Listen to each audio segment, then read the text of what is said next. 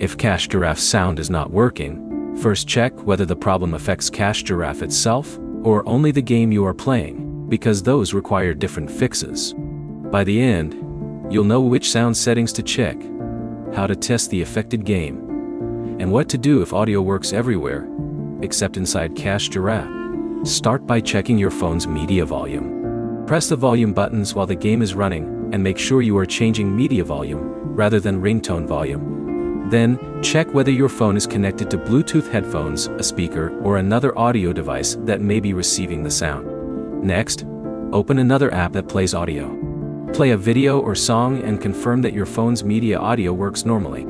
If there is no sound in other apps, the problem is with the phone's audio settings rather than Cache Giraffe. If sound works elsewhere, return to Cache Giraffe and test the affected game. Check the game's own audio settings and make sure music, sound effects, and other audio controls are enabled. Some games have separate controls for music and effects, so changing one setting may not restore every sound. Now, completely close Cache Giraffe and the game. Then reopen them. A temporary app or game problem can sometimes disappear after a clean restart. You should also check for updates.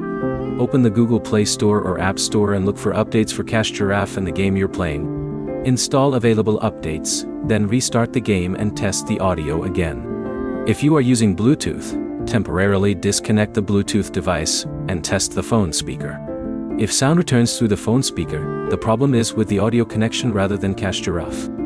On Android, also check the app's permissions and battery settings if the issue is happening specifically when Cache Giraffe is running. Open Settings, select Apps, choose Cache Giraffe, and review the available settings.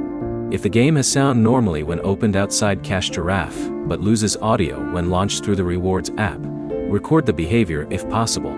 Note the game name, your phone model, operating system version, and Cache Giraffe version before contacting support.